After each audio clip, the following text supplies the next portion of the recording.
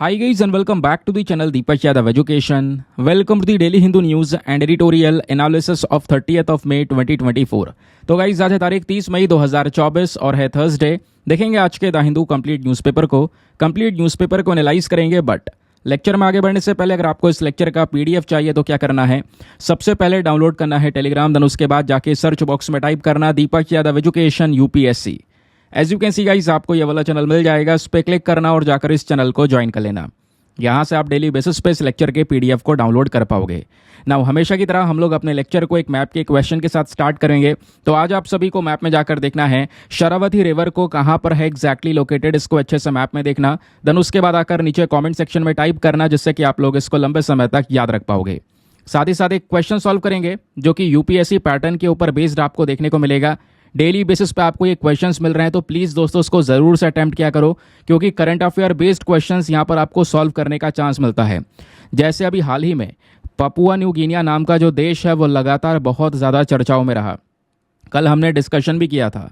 तो उसी कंट्री के बेसिस पर आपके सामने 3 स्टेटमेंट्स हैं, बताना इनमें से कौन सा स्टेटमेंट सही है। पहला स्टेटमेंट बोलता है कि जो सेपिक नदी है ये सबसे लंबी नदी है पपुआ न्यू गिनिया के अंदर में। दूसरा स्टेटमेंट बोलता है कि जो पपुआ न्यू गिनिया है दोस्तों ये एक लैंडलॉक कंट्री है। थर्ड स्टेटमेंट बोलता है कि पपुआ न्यू गिनिया ये साउथ ईस्ट एशिया के अंदर में लोकेटेड है। तो बताइए तीनों में से कौन सा स्टेटमेंट सही है। Option number A 1 and 2 only, B 1 only, C 1 and 3 only, या फिर डी 2 ओनली। तो इसका सही आंसर सभी को नीचे कमेंट सेक्शन में देना है। एटलीस्ट सभी को उसमें पार्टिसिपेट करना है, जैसा मैं आप लोगों से डेली बेसिस पे बोलता हूँ। बाय द वे इसका जो करेक्ट आंसर है वो मैंने आपको टेलीग्राम पर प्रोवाइड करवा दिया है, वहाँ से भी आप इसको चेकआउट कर सकते हो। और अगर वहाँ पर आंसर नहीं मिलता है तो भी कोई परेशान होने की ज़रूरत नहीं है, क्योंकि वीडियो के लास्ट में इसके करेक्ट आंसर का डिस्कशन हम लोग करेंगे। तो चलो शुभ आरंभ करते हैं और चलते हैं सबसे पहले थंबनेल वाले इंपॉर्टेंट आर्टिकल की तरफ। तो दोस्तों आप लोगों ने देखा होगा कल बहुत ज़्यादा ट्रेंडिंग में था एक स्लोगन जो कि है ऑल आइज ऑन रफा। आपको पता है इजराइल और ये गाज़ा पट्टी के बीच में जो डिस्प्यूट है, ये डिस्प्यूट लगातार चल रहा है पिछले साल अक्टूबर से। और इस पूरे वॉर में कई सारे इनोसेंट लोगों की जान जा चुकी है, इजराइल की साइड भी और उधर गाज़ा पट्टी में भी। तो दोस्तों यहाँ पर ये जो सिचुएशन है लगातार गंभीर होती चली जा रही है। अगर हम जैसा अभी स्थिति चल रही है इसको देखते हैं तो आने वाले समय पर वॉर थमने के कोई आसार नज़र आ नहीं रहे हैं। और इसी बीच यहाँ पर एक स्लोगन काफ़ी ट्रेंड हुआ, ऑल आइज ऑन रफा। आपने देखा होगा कल हर कोई व्यक्ति यहाँ पर अपने स्टोरी पर ऑल आइज ऑन रफा का जो पोस्टर है वो लगा रहा था। काफ़ी सारे सेलिब्रिटीज़, स्पेशली बॉलीवुड सेलिब्रिटीज़ ने भी यहाँ पर दोस्तों ये पोस्टर्स को अपने स्टोरीज़ में लगाया। ये आप देख पाओगे आर्टिकल्स में, कई सारे आर्टिकल्स आपको यहाँ पर देखने को मिल जाएंगे। यहाँ पे समझाया गया है आखिरकार ये ऑल आइज ऑन रफा का मतलब है क्या, ये स्लोगन शुरू कैसे हुआ और क्यों हुआ, ज़रा इसके बारे में जानेंगे दोस्तों। तो आपने ये देखा होगा कल ट्विटर पर, उसके साथ इंस्टाग्राम पर और इवन टिकटॉक, इंडिया में बैन है बट काफ़ी सारी कंट्रीज़ में एक्टिव है, उस टिकटॉक पर भी यहाँ पर दोस्तों मिलियंस ऑफ व्यूज़ यहाँ पर देखने को मिले इस ऑल आइज ऑन रफा के वीडियोज़ पर। और अभी ये हैशटैग ट्रेंडिंग में है अभी भी। बोला ये क्या है कि जो ऑल आइज ऑन रफा का पूरा ये ट्रेंड है, ये स्टोरी जो है इंस्टाग्राम पे दोस्तों लगभग 40 मिलियन यूजर्स से ज़्यादा लोगों ने यहाँ पर इसको लगाया। अब समझते हैं पूरा मैटर क्या है। मैटर को समझने से पहले थोड़ा सा लोकेशन ध्यान रखिएगा। अब दोस्तों ये सब बताने की ज़रूरत तो मुझे इतनी है नहीं, आपको पता ही होगा, काफ़ी डिटेल से ऑलरेडी हम लगभग अक्सर डिस्कस कर रहे हैं 2-3 दिन में। यहाँ पर आप देख पाओगे ये इजराइल है, ये है गाज़ा पट्टी, एक पट्टी के शेप में यहाँ पर ये आपको नज़र आएगा जिसको गाज़ा स्ट्रिप बोलते हैं। यहाँ पर अगर आप थोड़ा डिटेलिंग्स देखोगे तो रफ़ा नाम की जगह दोस्तों ये है, ठीक है। अभी क्या हुआ, जब 7 अक्टूबर को ये पूरा वॉर स्टार्ट हुआ, 7 अक्टूबर को इधर गाज़ा पट्टी पे जो हमास है, क्योंकि इस पूरे एरिया को हमास दोस्तों यहाँ पे कंट्रोल करता है। कई सारी कंट्रीज़ हमास को ऑलरेडी टेररिस्ट ऑर्गेनाइजेशन का दर्जा दे चुकी हैं, आतंकवादी संगठन यहाँ पर बोलती हैं हमास को। तो हमास ने यहाँ पे दोस्तों इजराइल के ऊपर में अटैक किया 7 अक्टूबर को। अब 7 अक्टूबर को एक बड़ा अटैक था। उस अटैक के बाद में दोस्तों इजराइल ने रिटेलिएशन में बहुत सारे अटैक किए, और वो रिटेलिएशन में इतने ज़्यादा भयंकर अटैक्स हुए दोस्तों कि गाज़ा पट्टी में बहुत बुरे हाल हैं। मैंने आपको पिछले कुछ समय पर सैटेलाइट के इमेजेस भी दिखाए थे। वो सैटेलाइट के इमेजेस ये दिखाते हैं जो एक समय पर यहाँ पर जो भी स्ट्रक्चर्स बने हुए थे, बिल्डिंग्स थी या जो भी यहाँ पर स्ट्रक्चर्स उठे हुए थे, वो अब पूरा एरिया फ्लैट दिखाई दे रहा है सैटेलाइट के इमेजेस के अंदर में। क्यों? क्योंकि इतने बम बरसाए गए हैं दोस्तों गाज़ा पट्टी में कि वो सारे का सारा इंफ्रास्ट्रक्चर डैमेज हो चुका है। क्योंकि इसराइल का मेन पर्पस क्या है? इसराइल के पीएम, इसराइल के लोगों का कहना है हमास को ख़त्म करो। ठीक है, हमास को पूरी तरह से ख़त्म करो, क्योंकि ये रहेगा तो बार बार वॉर ऐसी ही होती रहेंगी। इधर हमास चाहता है इसराइल को ख़त्म करो, हम इसराइल को हटाएं, क्योंकि इसराइल ऐसा कोई देश नहीं था, बाद में आकर बसा और धीरे धीरे करके इन्होंने अपने टेरिटरी को एक्सपैंड कर लिया और पैलेस्टीनियंस के लिए कोई ज़्यादा जगह बची नहीं। तो ये दोनों एक दूसरे को ख़त्म करने पे लगे हुए हैं। और इस वॉर में दोस्तों जो इनोसेंट पीपल हैं, दोनों साइड से ही यहाँ पे लोग मारे जा रहे हैं। गाज़ा पट्टी में थोड़े ज़्यादा बुरे हाल हो गए, ज़्यादा इनोसेंट लोग मारे गए। इधर इसराइल में भी बहुत सारे लोग मारे गए। पिछले कुछ समय पर आपने ढेर जो आर्टिकल्स हैं वो पढ़े हुए हैं। अब क्या बात हो रही है? सिचुएशन धीरे धीरे सेटल हो ही रही थी, अभी क्या होता है, प्रॉब्लम्स और बढ़ने लगी।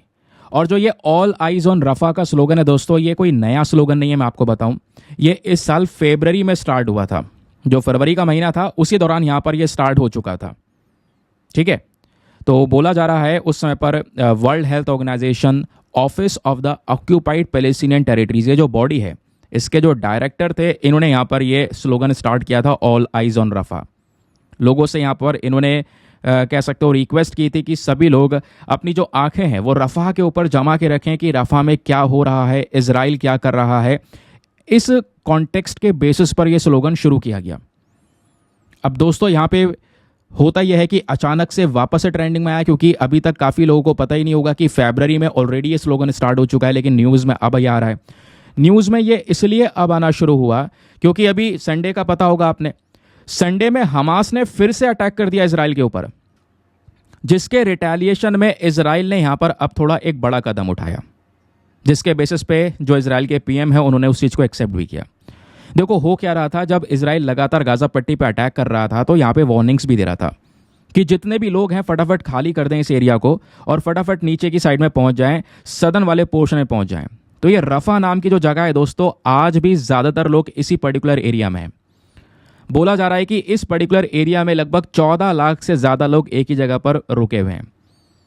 ठीक है, तो बहुत सारे लोग एक ही जगह पर सेटल हैं रफा में, क्योंकि ये पूरा एरिया पूरी तरह से बर्बाद हो चुका है, इसको ख़त्म कर दिया गया है। अब हुआ ये कि जब संडे को हमास के थ्रू अटैक किया गया वापस इसराइल पर, तो इसराइल ने फिर एक रिटेलिएशन में अटैक किया। अब की बार इसराइल ने दोस्तों रफा पे अटैक कर दिया, जहाँ पे लोग रह रहे थे, सिविलियंस थे। तो जब वो अटैक हुआ सिविलियंस के ऊपर, तो फिर से यहाँ पर कुछ लोगों की जान गई, जिसकी वजह से यहाँ पर वापस से ट्रेंड होने लगा ऑल आइज ऑन रफा। वापस से अब की बार जो न्यूज़ में आया बहुत खतरनाक तरीके से आया, सभी लोगों ने यहाँ पर इसको एज अ स्टोरी लगाना शुरू कर दिया। ठीक है, तो ये दोस्तों पूरा का पूरा सिचुएशन चल रहा है। अभी इस केस में जब इसराइल ने रफा, जहाँ पे सिविलियंस ऑलरेडी प्रेजेंट है, वहाँ पे जब अटैक किया, तो इस केस में यूएस ने भी सपोर्ट नहीं किया।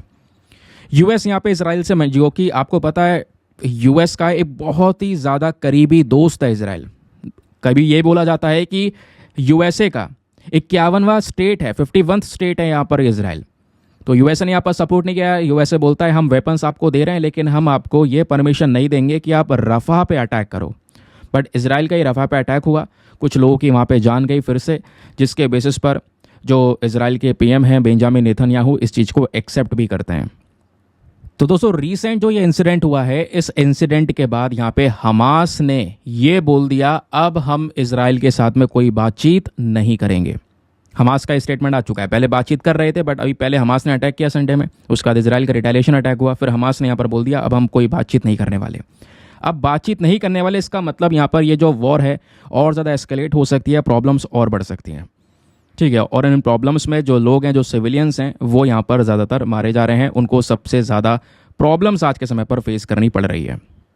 अब दोस्तों इसी दौरान जब ये ऑल आइज ऑन रफा ट्रेंड कर रहा था, इतने मिलियंस ऑफ यूज़र्स यहाँ पर इसको लगा रहे थे स्टोरी में, तो इसराइल ने भी यहाँ पर एक नया ट्रेंड शुरू किया, all eyes on the hostages. Israel ये बोलता है कि हमास ने अभी बहुत सारे इजरायली जो पीपल हैं उनको बंदी बना के रखा है, तो उन हॉस्टेजेस को भी देखा जाए। अगर आप रफा को देख रहे हो तो उन हॉस्टेजेस को छुड़ाने के लिए हम ये बात बोल रहे हैं। अगर वो उनको रिलीज़ करते हैं मामला सेटल हो जाएगा, लेकिन अगर वो रिलीज़ नहीं करते हैं और इस तरीके से अटैक करेंगे तो इसराइल वापस से अटैक करेगा। ठीक है, तो ये प्रॉब्लम्स यहाँ पे दोस्तों हैं। देखते हैं आगे क्या होता है। जो भी अपडेट्स होंगे वो न्यूज़पेपर में आ ही रहे हैं। मैं आपको साथ ही साथ हर चीज़ एक्सप्लेन करता हुआ चल रहा हूँ। फिलहाल ओवरऑल सिनेरियो ये था ऑल आइज एंड रफा को लेकर, ध्यान रखिएगा इसके बारे में। आगे आते हैं नेक्स्ट आर्टिकल पर। पेज नंबर 6 पर एक आर्टिकल प्रेजेंट है, GS paper number 3 defence and security के पॉइंट ऑफ व्यू से इंपॉर्टेंट है। दोस्तों हम बात कर रहे हैं इंडिया के एक इंपॉर्टेंट इनिशिएटिव के बारे में। भारत की जो डिफेंस एजेंसी है DRDO, defence research and development organisation, इन्होंने अभी वेडनेसडे में सक्सेसफुली एक मिसाइल को टेस्ट किया है। नाम है रुद्रा M2। ध्यान रखिएगा, इंपॉर्टेंट है। कई बार ऐसे मिसाइल्स को लेकर क्वेश्चन बनता है। एग्जाम्पल अग्नि मिसाइल को लेकर यूपीएससी ने क्वेश्चन पूछा था। आईएनएस अस्त्रा धारिणी को लेकर डायरेक्टली पूछ लिया था वो क्या है, याद आ रहा है? ऐसे क्वेश्चंस बनते हैं, फ्रीक्वेंटली बनते हैं, तो ध्यान रखिएगा। रुद्रम 2, तो जो रुद्रम 2 है ये एक air to surface missile flight test है जिसको सक्सेसफुली यहां पर कंडक्ट किया गया। अब ये कौन सी मिसाइल है? Air to surface missile. ऐसे ही क्वेश्चन बनते हैं कि रुद्रम 2 कौन सी मिसाइल है। नीचे आपको ऑप्शन दिए जाएंगे, एयर टू एयर, है ना, surface to air, air to surface, बताइए कौन सी है। यहीं पे कंफ्यूज हो जाओगे, तो ध्यान रखिएगा एयर टू सरफेस मिसाइल है। ऊपर से सीधा अगर लैंड पर हमारा कोई टारगेट है तो सतह पर हम सीधा इस मिसाइल को हिट कर सकते हैं। तो वेडनेसडे में जो इसकी सक्सेसफुल टेस्टिंग की गई है वो Su-30 MKI जेट से की गई है ओडिशा के ऑफ कोस्ट में। और जो ये टेस्ट है, इस टेस्ट में जितने भी ऑब्जेक्टिव्स थे दोस्तों वो सारे के सारे पूरे हो चुके हैं। हर एक चीज़ हम लोगों ने इसमें अचीव कर ली है। ये बात डीआरडीओ ने खुद अपने स्टेटमेंट के अंदर मेंशन की है। जो हमारे डिफेंस मिनिस्टर है राजनाथ सिंह जी, उनका कहना यह है कि जो ये सक्सेसफुली टेस्ट हुआ है रुद्रम M2 का, सॉरी रुद्रम 2 का, ये कहीं ना कहीं हमारी इंडियन आर्म्ड फोर्सेस की ताकत को और ज़्यादा बढ़ाने वाला है, डबल करने वाला है ताकत को। ये इसकी एक स्पेशलिटी है। तो क्या न्यूज़ में है और किस तरीके से क्वेश्चन बन सकता है वो मैंने आपको बता दिया है, ध्यान रखना है उसके बारे में। दोस्तों ये मिसाइल आपको नजर आएगा रुद्रम 2 के बारे में, ठीक है। अब थोड़ा सा यहाँ पे डीआरडीओ के बारे में बेसिक फैक्ट जान लेते हैं। प्रीलिम्स के लिए इंपॉर्टेंट है क्योंकि ओवरऑल ये सब टेस्टिंग या ये सब को प्रिपेयर डीआरडीओ ने ही किया है। तो डीआरडीओ दोस्तों एक प्रकार का रिसर्च एंड डेवलपमेंट विंग है हमारे मिनिस्ट्री ऑफ डिफेंस का। जो वेपन्स वगैरह बन रहे हैं वो डीआरडीओ ही डेवलप कर रहा है, गवर्नमेंट ऑफ इंडिया के अंडर में आता है। इस बॉडी को बनाया गया था 1958 में, लेकिन उससे पहले दोस्तों अलग अलग खूब सारी बॉडीज हुआ करती थी। उन सबको आपस में मिला दिया गया, कंबाइन करके एक बॉडी बनाई गई डीआरडीओ। उस समय पर जैसे कौन कौन सी बॉडी को कंबाइन किया गया था? एक है technical development establishment of the Indian army, फिर है directorate of technical development and production, फिर है डिफेंस साइंस ऑर्गेनाइजेशन। सबको कंबाइन करने के बाद में डीआरडीओ को बनाया गया था। यह डीआरडीओ आज इंडिया को डिफेंस टेक्नोलॉजी में बहुत आगे ले जाने में मदद करता है। इनकी कई सारी लैबोरेटरीज भी आपको नजर आएंगी। तो ये कुछ प्रीलिम्स के लिए इंपॉर्टेंट फैक्ट्स हो गए। आगे आते हैं, लेकिन आगे बढ़ने से पहले एक इंपॉर्टेंट इन्फॉर्मेशन, अगर आप लोग हमारे पेड ग्रुप्स को ज्वाइन करना चाहते हैं तो आपके पास में बढ़िया मौका है इसको ज्वाइन करने का। यहाँ पर डेली बेसिस पे करंट नोट्स के पीडीएफ वगैरह आपको प्रोवाइड करवाए जाते हैं। फॉर एग्जाम्पल जैसा आपने आर्टिकल देखा, इसी आर्टिकल में कुछ बैकग्राउंड डेटा है, ऐसे आपको हर एक न्यूज़ आर्टिकल में बहुत सारा बैकग्राउंड डेटा मिलेगा। उन सब डेटा को आपको एक पीडीएफ में कंपाइल करके दिया जाता है। एक ऐसा पीडीएफ जिसका प्रिंट आउट वगैरह आप निकलवा सकते हो, हिंदी इंग्लिश दोनों भाषाओं में होता है। इस ग्रुप में आपका सारा कंटेंट सिक्योर रहता है ना। अभी जैसे आप बहुत सारे पीडीएफ डाउनलोड करते होंगे, पढ़ते होंगे, मैनेज करते होंगे, स्टोरेज के इश्यूज फेस करते होंगे, वो सब दिक्कतें खत्म हो जाती हैं क्योंकि दोस्तों इस ग्रुप में जो पीडीएफ्स प्रेजेंट हैं वो डेट वाइज पड़े हैं। किसी भी तारीख का पीडीएफ उठाओ, डाउनलोड करो, पढ़ो, डिलीट करो, अनलिमिटेड ऑप्शंस आपके पास में अवेलेबल हैं। और ग्रुप को ज्वाइन करने का जो फी पेमेंट है वो भी बहुत मिनिमम है, just 499 for the lifetime access. या जब तक आपका सिलेक्शन ना हो जाए तब तक आप 499 में ग्रुप को ज्वाइन करके रख सकते हैं। बेनिफिट्स दोस्तों आपको लगातार मिलते रहेंगे। ग्रुप को ज्वाइन करने के लिए करना क्या है, व्हाट्सएप पर जाना, यहाँ पर आपको एक नंबर दिया गया है 8534873368। इस नंबर पर मैसेज कर देना कि I want to join this group. इस प्रकार का मैसेज करना है दोस्तों, वहाँ पे आपको रिप्लाई मिलेगा, पेमेंट का प्रोसेस दिया जाएगा और पेमेंट के प्रोसेस से ज़्यादा इंपॉर्टेंट आपको डेमो वीडियो का लिंक भी मिलेगा। आप पूरे डेमो वीडियो को चेक कीजिएगा, मुझे किस तरीके से यहाँ पे फ़ायदे होंगे। अपने आप को सेटिस्फाई करने के बाद में जाकर ये इन्वेस्टमेंट आप कर सकते हैं, ठीक है। बाकी दोस्तों मेक श्योर क्या करो यार, वीडियो पे जो लाइक का बटन है प्लीज़ उसको प्रेस कर दिया करो, जिससे एक सपोर्ट मिलता है। अगला आर्टिकल पेज नंबर 10 पर प्रेजेंट है, GS paper number 2 government policies and scheme के पॉइंट ऑफ व्यू से लिंक कर सकते हो। ये एक प्रकार का आपका एडिटोरियल भी है क्योंकि ये टेक्स्ट एंड कॉन्टेक्स्ट पर मेंशन्ड है। तिकेंद्र सिंह पंवर ने यहाँ पर इस आर्टिकल को लिखा है। ये बात करते हैं अमृत स्कीम के बारे में। अमृत स्कीम बहुत इंपॉर्टेंट स्कीम है दोस्तों, जो 2015 में लेकर आई गई थी। राइटर ने यहाँ पर बोला है ये जो स्कीम है ये क्या है, पहले तो ये समझेंगे। और आज इस स्कीम की रियलिटी क्या है, किस तरीके से इसको लागू किया जा रहा है, इसमें दिक्कतें क्या हैं, वो यहाँ पर उन्होंने एक्सप्लेन की हैं। दोस्तों, अमृत की फुल फॉर्म है Atal mission for rejuvenation and urban transformation. नाम से पता चल रहा है ये बेसिकली एक ऐसा मिशन है जहां पर हम अपने शहर को ट्रांसफॉर्म करने की बात कर रहे हैं, शहर में लोगों को भरपूर सपोर्ट देने की बात कर रहे हैं, हर एक फैसिलिटीज़ प्रोवाइड करवाने की बात कर रहे हैं। तो इसी के लिए दोस्तों ये अमृत मिशन लेकर आया गया था। ये जो अमृत मिशन है इसको साल 2015 में लॉन्च किया गया, ताकि जो बेसिक फैसिलिटीज़ हैं जैसे प्रॉपर वाटर सप्लाई हो गया, सेवरेज हो गया, अर्बन ट्रांसपोर्टेशन हो गया, पार्क्स हो गए, ये लोगों को दिया जा सके। क्योंकि ये बेसिक फैसिलिटीज़ लोगों को मिलेंगी तो ऑब्वियस सी बात है जो लोगों की क्वालिटी ऑफ लाइफ है दोस्तों वो इंप्रूव होती हुई नजर आएगी, है ना। स्पेशली जो पुअर पीपल हैं, शहर में जो डिसएडवांटेज हैं, जो बहुत पीछे रह जा चुके हैं, तो उनको सपोर्ट करने के लिए यहाँ पर ये अमृत स्कीम काम करता है। इस स्कीम का जो मेन फोकस है वो है इंफ्रास्ट्रक्चर क्रिएशन के ऊपर में। ढेर सारा इंफ्रास्ट्रक्चर बनाया जाए जिसका एक डायरेक्टली लिंक होगा कि वो सिटीजन्स को सपोर्ट करेगा। नाउ अब क्वेश्चन ये है कि इस मिशन का ओवरऑल ऑब्जेक्टिव क्या है। तो ऑब्जेक्टिव नंबर 1, इसका मेन ऑब्जेक्टिव है कि शहर में हर एक व्यक्ति के घर में टंकी का कनेक्शन मिल सके। टंकी का कनेक्शन होगा तो एक proper insured supply of water मिलेगा उन्हें, है ना। तो पहला पर्पस ये हो गया। दूसरा, यहाँ पे शहरों के अंदर में जो हमारे ग्रीनरीज हैं उनको ज़्यादा से ज़्यादा डेवलप करना। आज ग्रीनरीज दोस्तों नहीं है बिल्कुल या बहुत कम है, तो ग्रीनरीज डेवलप करना, एग्जाम्पल नेशनल पार्क्स बनाना, नेशनल नहीं मतलब पार्क्स डेवलप करना, जगह जगह पर ओपन स्पेस रखना, उनको अच्छी तरीके से मेंटेन करना, हरियाली रहना, जिससे यहाँ पर उस ओवरऑल एरिया में एनवायरमेंटल कंडीशंस बेटर रहेंगी। तीसरा जो मेन ऑब्जेक्टिव है वो है पोल्यूशन को कम करना। अब पोल्यूशन को कैसे कम किया जाएगा? आजकल क्या हो रहा है, शहर में हर एक व्यक्ति के पास में 2-2, 3-3 गाड़ियाँ हैं। जरा सा दूर जाना होता है तो लोग जिम जा रहे हैं, फिटनेस के लिए अपनी बाइक लेके जा रहे हैं, ठीक है, कहीं घर के आसपास को संभालने जा रहा है, फिर से अपनी गाड़ी निकाल ली। तो दोस्तों यहाँ पे जो प्राइवेट व्हीकल्स है बहुत ज़्यादा हो चुके हैं। जितने ज़्यादा प्राइवेट व्हीकल जितना आप यूज़ करोगे उतना ज़्यादा पोल्यूशन भी हो रहा है। तो इस मिशन का मेन पर्पज़ है कि ये पोल्यूशन को कम करना और लोगों को यहाँ पर कह सकते हो कि जागरूक करना कि भाई आप पब्लिक ट्रांसपोर्टेशन का ज़्यादा इस्तेमाल करें, है ना। कहीं दूर भी जा रहे हो तो आप अपनी बस का इस्तेमाल कर सकते हो, मेट्रोज़ का इस्तेमाल कर सकते हो, और उनके लिए ये फैसिलिटीज़ अवेलेबल करवाना, है ना। या वॉकिंग करो या साइकिल करो, साइकिलिंग से जाओ वो ज़्यादा बेटर ऑप्शन है। वॉकिंग करोगे आपके हेल्थ के लिए अच्छा है, साइकिल से जाओगे वो भी आपके लिए हेल्थ के लिए अच्छा है। तो इन चीज़ों को ज़्यादा एक्सेप्ट किया जाए, ठीक है। तो ये एक मेन पर्पज़ है यहाँ पर इस अमृत मिशन का।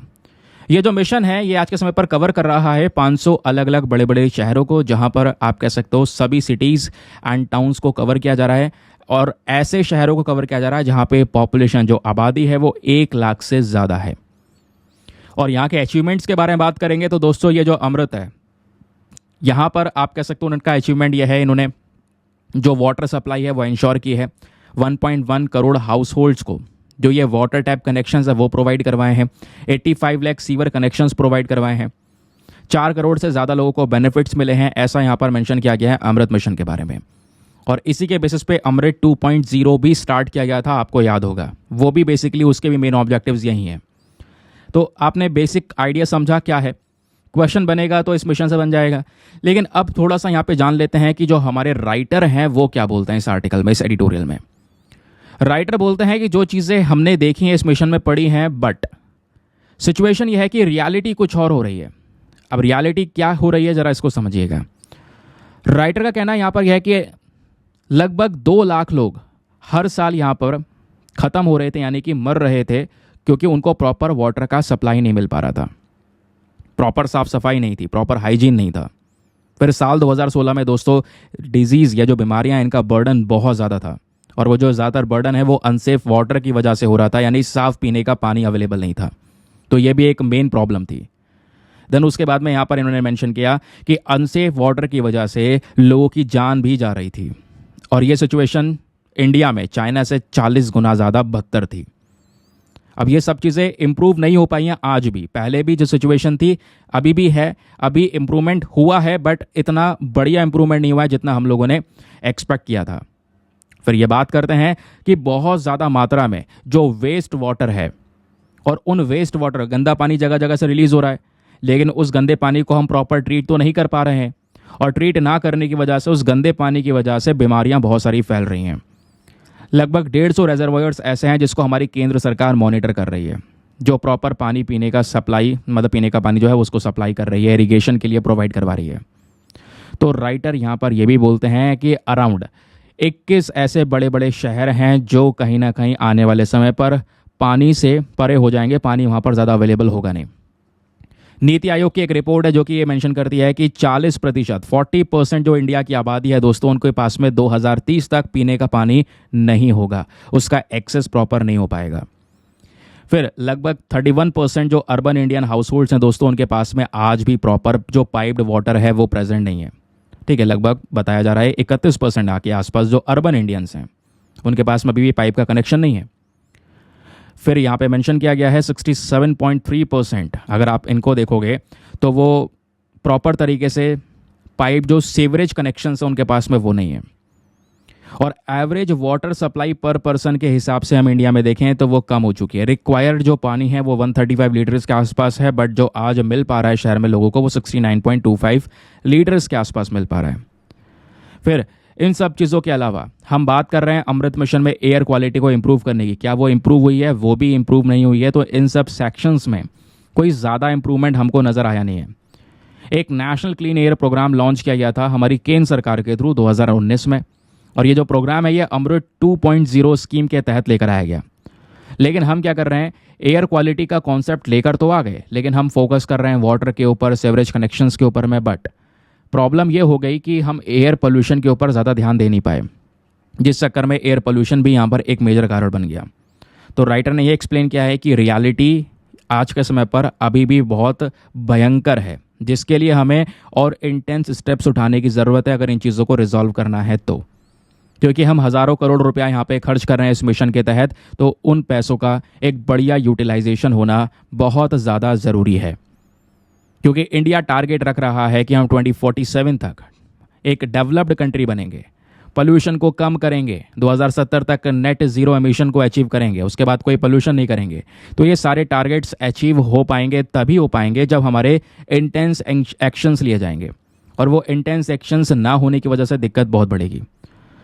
तो अमृत मिशन यहाँ पर दोस्तों लेकर आया गया बहुत सारे शहरों के लिए, बट अभी यहाँ पे बहुत सारे इंप्रूवमेंट्स की आवश्यकता है, वो यहाँ पर राइटर ने एक्सप्लेन किया।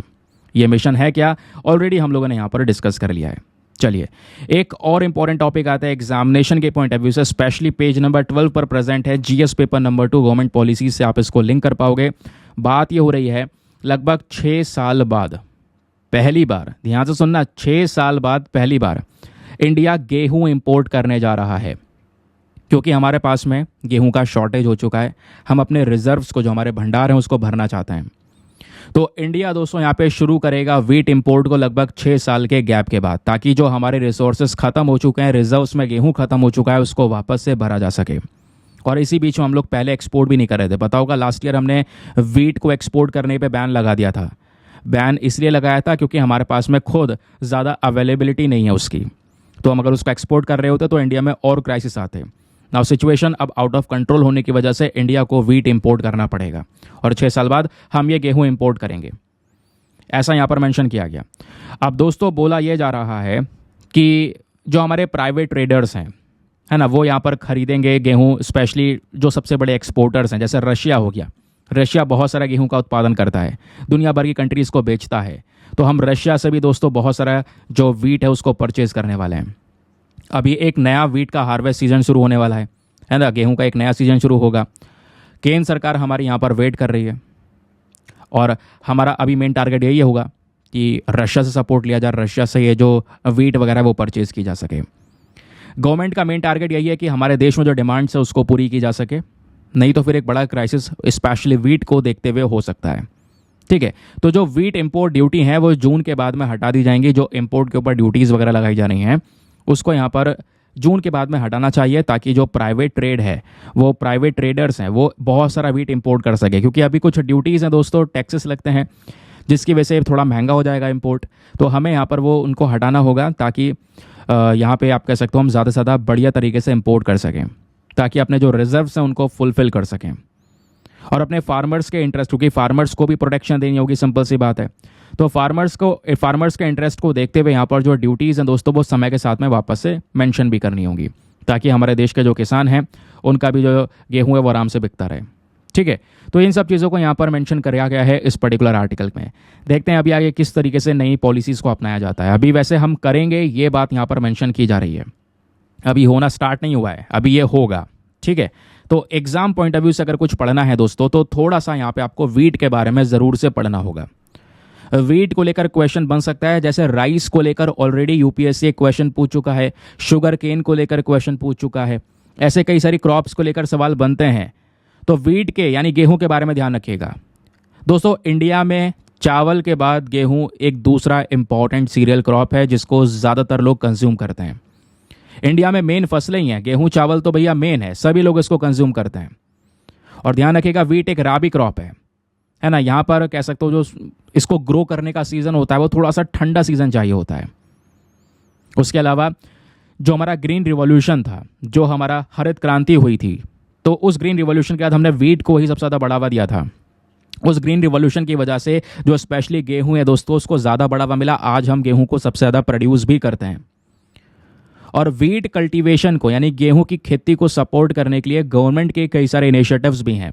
उन इनिशिएटिव में जैसे एक है macro management mode of agriculture, national food security mission, राष्ट्रीय कृषि विकास योजना। ये कुछ इंपॉर्टेंट गवर्नमेंट इनिशिएटिव्स है। ये मैंने इनिशिएटिव्स इसलिए मेंशन किए हैं, कई बार मेंस में पूछ लिए जाते हैं। ये बताइए गवर्नमेंट ने क्या किया है इस पर्टिकुलर सेक्टर को डेवलप करने के लिए। आप दोस्तों वीट को ग्रो करने के लिए आपको क्या टेम्परेचर चाहिए होता है, ज़रा इसको ध्यान रखिएगा। टेम्परेचर लगभग 10 से 15 डिग्री सेल्सियस के आसपास चाहिए होगा जब आप गेहूं की खेती कर रहे हो, यानी कि जब उसको गेहूं की फसल को बैठा रहे हो। फिर 21 से 26 डिग्री के आसपास चाहिए होगा उसकी कटाई के समय पर, यानी थोड़ी बहुत ब्राइट सनलाइट चाहिए होती है। तो ये टेम्परेचर की रिक्वायरमेंट्स होती हैं दोस्तों। बारिश की बात करेंगे तो 75 से लेकर 100 सेंटीमीटर के आसपास बारिश की ज़रूरत है। मिट्टी की बात करेंगे तो वेल ड्रेन्ड लोमी सॉइल, जो हमारी क्ले वाली मिट्टी है, वो ज़्यादा बेस्ट मानी जाती है। आज भारत में कौन कौन से स्टेट्स हैं जो सबसे ज़्यादा प्रोडक्शन करते हैं वीट का, तो उसमें है उत्तर प्रदेश है, पंजाब है, हरियाणा है, मध्य प्रदेश, राजस्थान, बिहार, गुजरात। ये टॉप प्रोड्यूसिंग स्टेट्स हैं वीट के, जिसके बारे में ध्यान रखना होगा। चलिए नेक्स्ट आर्टिकल पर आते हैं। ये भी एग्जाम के लिए बहुत ज़्यादा इंपॉर्टेंट है, स्पेशली पेज नंबर 14 पर प्रेजेंट है। GS paper number 2 international relations के साथ में आप इसको लिंक कर सकते हैं। यहाँ पर आपको 2 पांडास बैठे हुए दिखाई दे रहे हैं। बोला जा रहा है ये जो पांडा है ये बैम्बू बांस को खा रहे हैं एक स्मिथसोनियन नेशनल जू के अंदर में, यानी अमेरिका के अंदर में, वॉशिंगटन डीसी में। चाइना अभी क्या करने वाला है, 2 बड़े बड़े पांडास को अमेरिका में भेजेगा एज आ पांडा डिप्लोमेसी। तो देखते हैं यहाँ पर दोस्तों हमारे एग्जाम के लिए क्या इंपॉर्टेंट है। एग्जाम के लिए इंपॉर्टेंट है दोस्तों ये चाइना की पांडा डिप्लोमेसी है क्या, कैसे वर्क करती है। इसको ऑलरेडी मैंने यहाँ पर लगभग आज से कुछ महीने पहले डिस्कस किया था, एक बार और आर्टिकल आया था एक्सप्लेनर सेक्शन पर। आइए मैं आपको बताता हूँ चाइना किस तरीके से कंट्रीज से ज़्यादा फ़ायदा गेन करने के लिए ये पांडा डिप्लोमेसी को अपनाता है। पांडा डिप्लोमेसी के तहत आप देख पाओगे लगभग ऐसे कई सारे देश हैं जिनको चाइना ऑलरेडी ये पांडा दे चुका है। ये पांडा इसलिए दे चुका है ताकि उसके बदले में उस कंट्री से कुछ ले सके, ट्रेड कर सके, व्यापार कर सके इंपॉर्टेंट एसेंशियल चीज़ों को लेकर। जैसे कनाडा को 3 पांडा दिए, अमेरिका को 8 पांडा दिए, Belgium, UK, France, Spain, Austria, Thailand, Malaysia, Australia, Singapore, Japan, इन सब कंट्रीज़ को दोस्तों यहाँ पर चाइना ऑलरेडी ये पांडाज दे चुका है। टोटल 39 पांडाज यहाँ पर दुनिया भर की कंट्रीज़ को ये दे चुका है as a China panda diplomacy. ये पांडा ये खुद यहाँ पर चाइना की दोस्तों एक प्रकार की डिप्लोमेसी है। और अभी ये यूएसए को भी 2 पांडाज देने के लिए यहाँ पर रेडी हो चुके हैं। सवाल यह है ऐसा क्यों करते हैं और ये कब से चल रहा है, इसका फ़ायदा क्या होगा, क्या है ये पांडा डिप्लोमेसी।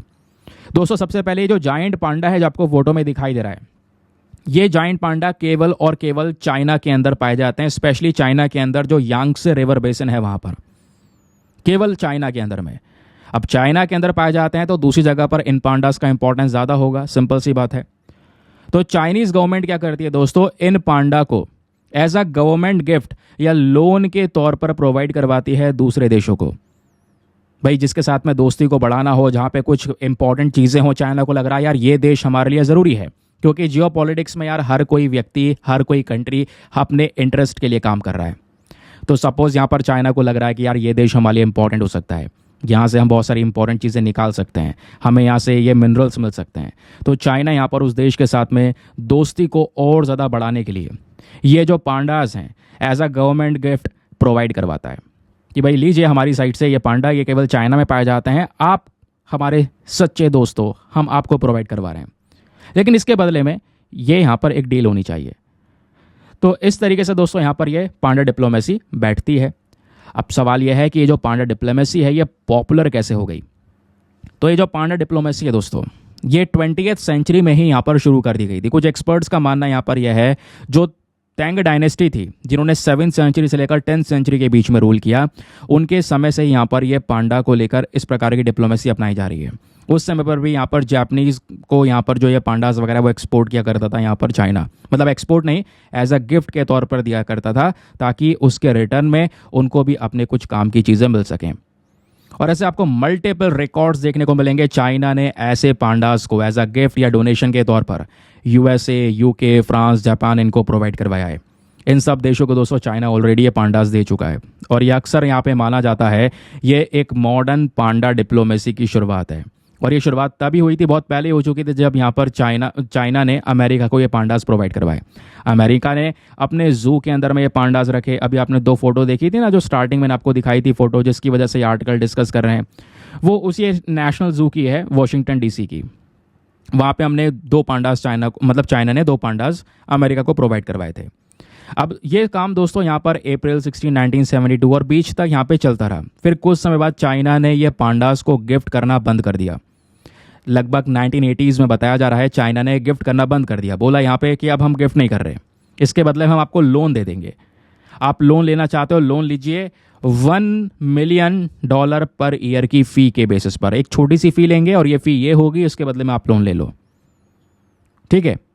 अब दोस्तों जब जब चाइना इस प्रकार से पांडा को देकर कोई एग्रीमेंट करता है, यानी अपनी पांडा डिप्लोमेसी को अपनाता है, तो उस पांडा डिप्लोमेसी में दोस्तों कुछ और एग्रीमेंट्स भी वो उस देश के साथ में करते हैं। जैसे कि उनसे बोलते हैं भैया आप प्रॉपर केयर करोगे हमारे पांडा की, ये पांडा केवल चाइना में पाया जाता है, हम आपको दे रहे हैं गवर्नमेंट गिफ्ट के तौर पर, तो आपको प्रॉपर ध्यान रखना होगा, इसका हर एक फैसिलिटीज़ प्रोवाइड करवानी होगी, प्लस इनका कोई अगर बच्चा होता है तो वो वापस से चाइना को देना होगा।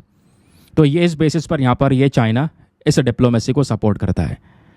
क्वेश्चन यहाँ पर यह आता है कि उन देशों को क्या फ़ायदा होगा इसका। दोस्तों उन देशों को भी यहाँ पर टूरिज़्म के पर्सपेक्टिव से एक फ़ायदा मिलता है। कई सारी कंट्रीज़ है जो ऑलरेडी बहुत बड़ा पैसा जनरेट कर चुके हैं इन पांडास के बेसिस पर, क्योंकि लोग इन पांडा को जिस देश में नहीं पाया जाता, लोग यहाँ पे इसको देखने आते हैं कि रियलिटी में कैसा दिखता है। आजकल बहुत सारे लोग ऐसे वाइल्ड लाइफ को लेकर, बहुत सारी चीज़ों को लेकर बहुत एंथुसियास्ट होते हैं। लेकिन इसी आर्टिकल में एक और चीज़ बोली जा रही है, जो ये पांडा डिप्लोमेसी हो रही है, इससे कहीं ना कहीं एनवायरमेंट पर नुकसान पहुंच रहा है।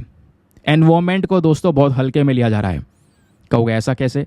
तो ये डील्स अगर आप देखोगे तो एक डील यहाँ पर स्कॉटलैंड को लेकर हुई थी, फिर एक डील यहाँ पर मतलब आप कह सकते हो ऑलरेडी कई सारी कंट्रीज़ को लेकर हो चुके हैं, कनाडा, फ्रांस, ऑस्ट्रेलिया को लेकर। लेकिन पता है क्या हुआ है एग्जैक्टली? स्कॉटलैंड के साथ में जो डील हुई उसके बदले में petrochemical, renewable energy, salmon meat और लैंड रोवर्स, ये सारी चीज़ें हमने डिमांड की, यानी चाइना ने डिमांड की। फिर दूसरा यहाँ पर जो कनाडा, फ्रांस और ऑस्ट्रेलिया के साथ में जो डील हुई, ये यूरेनियम को लेकर डील की गई दोस्तों। ये यूरेनियम के बेसिस पर थी कि चाइना यूरेनियम चाहता है इन देशों से, और यूरेनियम आपको पता है एनवायरमेंट के लिए बहुत ज़्यादा हार्मफुल यहाँ पर माना जाता है। तो एनवायरमेंट को नज़रअंदाज करते हुए इस तरीके से यहाँ पर जो पांडा डिप्लोमेसी ये चाइना है वो उसको अपना रहा है। ये बात क्लियर हो गई। अब पांडा जो है दुनिया भर में पहुँच रहे हैं क्योंकि चाइना इनको प्रोवाइड करवा रहा है, और बोला जा रहा है यहाँ पर कई सारी कंट्रीज़ ने बढ़िया पैसा कमाया, हज़ारों विजिटर्स जाते हैं यहाँ पर इन प्रकार के पांडास को देखने के लिए, जिससे उस पर्टिकुलर एरिया की जो इकॉनमी है वो भी डेवलप हो रही है, उनको भी फ़ायदा हो रहा है, उन्होंने भी यहाँ पे अपना लॉन्ग टर्म इन्वेस्टमेंट देखा है, और इधर यहाँ पर आप देख पाओगे सपोर्ट दोनों जगह से मिल रहा है। समझ गए? आगे आते हैं ना दोस्तों। ये थे आज के हमारे आर्टिकल्स। आज ज़्यादा आर्टिकल्स काम के हैं नहीं, एडिटोरियल भी कोई काम का नहीं है। एडिटोरियल वही काम का था अमृत मिशन वाला, वो मैंने आपके साथ में डिस्कस किया। अब आते हैं आज के वर्ड ऑफ द डे के बारे में। तो आज के न्यूज़पेपर का जो एक इंपॉर्टेंट वर्ड है वो है हबब, HUBB, हबब। इसका मतलब क्या है? Loud confuse noise from many sources. बहुत सारी जगह से इतना ज़्यादा इंफॉर्मेशन या इतना ज़्यादा लाउड नॉइज आ रहा है दोस्तों, है ना, कि लोग यहाँ पे बहुत परेशान हो चुके हैं या कंफ्यूज होते चले जा रहे हैं। और इसका यूज़ कैसे कर सकते हो? I wanted to get away from the hubbub of elections and relax. अभी जैसे इलेक्शंस चल रहे हैं तो इलेक्शंस के दौरान इतने सारे सोर्सेज से इधर की इन्फॉर्मेशन ये वो सब कुछ यहाँ पे मार्केट में रिलीज होता हुआ नजर आ रहा है। तो हम चाहते हैं भाई इससे यानी इस हबब ऑफ इलेक्शन से एकदम से हम निकल जाएं और रिलैक्स करें। समझ गए? तो हबा मतलब सिंपल सी बात है, किसी चीज़ को लेकर बहुत ज़्यादा हो हल्ला होना। ठीक है, एक नॉइस जो बहुत सारे लोग यहाँ पर क्रिएट कर रहे हैं किसी पर्टिकुलर चीज़ को लेकर, लोगों का शोरगुल, उसको बोलते हैं हबब। बाकी आप खुद एक सेंटेंस बना के नीचे कमेंट सेक्शन में ज़रूर से लिख सकते हैं। बाकी आपका एक क्वेश्चन था यूपीएससी प्रैक्टिस क्वेश्चन, स्टार्टिंग में आपसे पूछा गया था कि आपके सामने 3 स्टेटमेंट से बताइए इनमें से कौन सा स्टेटमेंट सही है। तो यहाँ पे आपका ऑप्शन नंबर बी बिल्कुल करेक्ट है, one only. Papua new Guinea की बात करते हैं दोस्तों। पपुआ न्यू गिनिया क्या एक लैंडलॉक कंट्री है? भैया देख के ये कह सकते हैं गलत है। ये जो कंट्री है ये खुद एक आइलैंड कंट्री है। अब आइलैंड कंट्री एक लैंडलॉक कंट्री कैसे हो सकती है? उसके तो बहुत सारी चारों तरफ से यहाँ पे समुद्र आपको नजर आएगा। लैंडलॉक कंट्री क्या होती है? जब चारों तरफ देश ही देश हो, समुद्र का कोई एक्सेस ना मिले। ठीक है, तो यहाँ पर आपका ऑप्शन नंबर 2 गलत हो गया। तीसरा, यहाँ पे पपुआ न्यू गिनिया जो है साउथ ईस्ट एशिया में, ऐसा भी नहीं है। कल हमने पढ़ा था वो साउथ ईस्ट एशिया नहीं, ओशियानिया वाला रीजन है। कल मैंने आपको पॉलिनेशिया, मेलिनेशिया ये सारी चीज़ें जो टर्म्स है वो बताए थे। तो साउथ ईस्ट एशिया में दोस्तों बाकी कुछ और कंट्रीज़ हैं। ठीक है, फिलीपींस वगैरह यहाँ पर आपको देखने को मिलेंगे, पपुआ न्यू गिनिया वहाँ पे नहीं है।